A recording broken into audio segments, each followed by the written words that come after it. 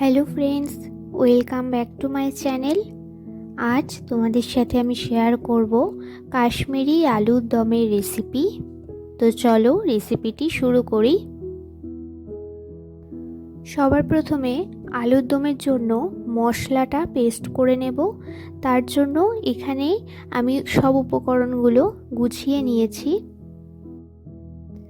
তো এবার এক এক করে সব উপকরণগুলো মিক্সার গ্রাইন্ডারে নিয়ে নেব। সবার প্রথমে নিয়ে নেব টুকরো করে কেটে রাখা একটি টমেটো, 2 থেকে 3টি কাঁচা লঙ্কা, টুকরো করে কেটে রাখা আদা। আর এখানে আমি জলের মধ্যে পোস্ত, মৌরি, কাজু বাদাম, কিশমিশ ও চারমগজ জলে কিছুক্ষণ ভিজিয়ে রেখেছিলাম।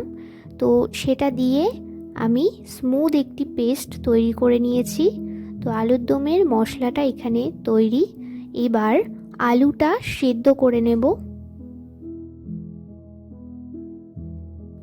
এখানে গ্যাসে একটি পাত্রে জল গরম করতে বসিয়ে দিয়েছি। এর মধ্যে দিয়ে দেব 1 চামচের মতো নুন। নুনটা ভালোভাবে জলের সাথে মিশিয়ে দেব। জলটা কিছুটা গরম হয়ে আসলে এর মধ্যে আমি টুকরো করে কেটে রাখা আলুগুলো দিয়ে দেব। এখানে আমি 7 থেকে 8টি আলু কেটে পরিষ্কার করে জলে ধুয়ে নিয়েছি। আলুগুলো দিয়ে মোটামুটি 70 থেকে 80% মতো বয়েল করে নেব।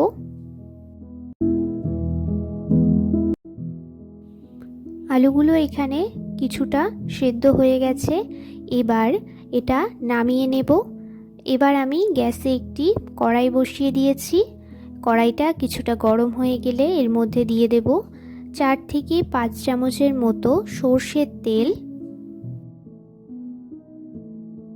তেলটা কিছুটা গরম হয়ে গেলে এর মধ্যে আমি সিদ্ধ করে জল ঝরিয়ে রাখা আলুর টুকরোগুলো দিয়ে দেব।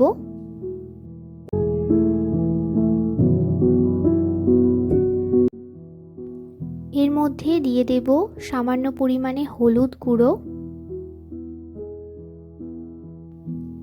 ভালোভাবে নাড়াচাড়া করে আলুটা কিছুটা ভেজে নেব।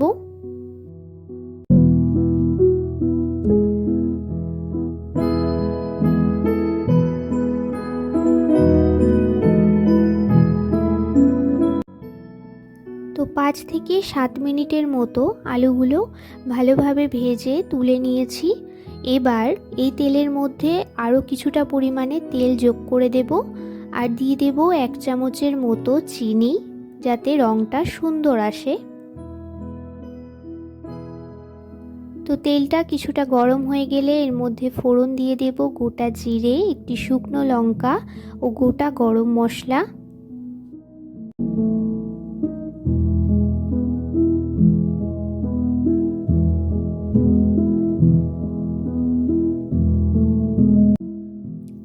এবার এর মধ্যে দিয়ে দেব একটি তেজপাতা।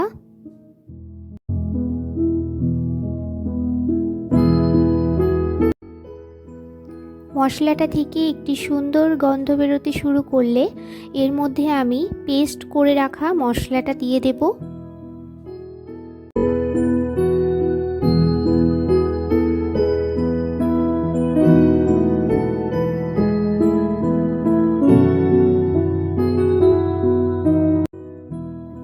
তো বাটা মশলাটা দিয়ে ভালোভাবে নাড়াচাড়া করে এর মধ্যে গুঁড়ো মশলাগুলো দিয়ে দেব। সবার প্রথমে দিয়ে দেব স্বাদ মতো নুন, সামান্য পরিমাণে দিয়ে দেব হলুদ গুঁড়ো, অল্প পরিমাণে দিয়ে দেব জিরে গুঁড়ো ও ধনে গুঁড়ো। হলুদ যেহেতু আমি আলু ভাজার সময় ব্যবহার করেছি, তাই এখানে আমি অল্পই ব্যবহার করলাম।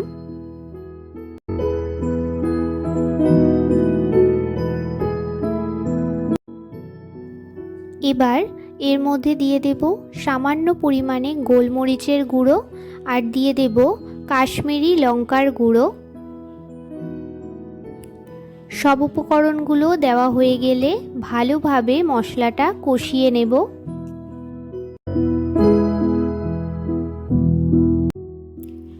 এখানে দেখো মশলাটা ভালোভাবে কষানো হয়ে গেছে। এবার এর মধ্যে আমি দিয়ে দেব ফেটিয়ে রাখা টক দই। গ্যাসের ফ্লেমটা মিডিয়াম টু লোতে রেখে ভালোভাবে টক দইয়ের সাথে মশলাটা মিশিয়ে দেব। তো মশলাটা যখন ভালোভাবে কষানো হয়ে যাবে ও মশলা থেকে তেল ছেড়ে আসবে, তখন এর মধ্যে দিয়ে দেব ভেজে রাখা আলুর টুকরোগুলো। আলুগুলো দিয়ে ভালোভাবে কষিয়ে নেব।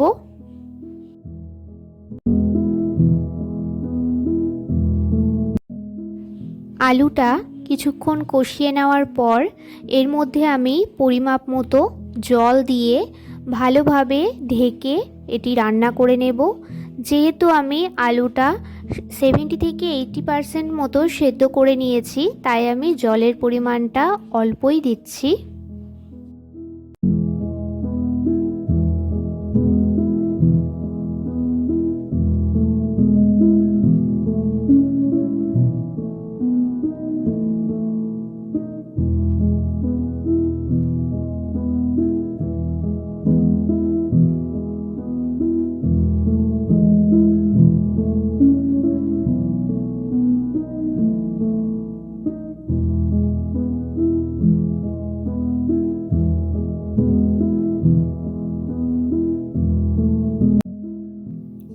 তো আলুটা এখানে ভালোভাবে সেদ্ধ হয়ে গেছে।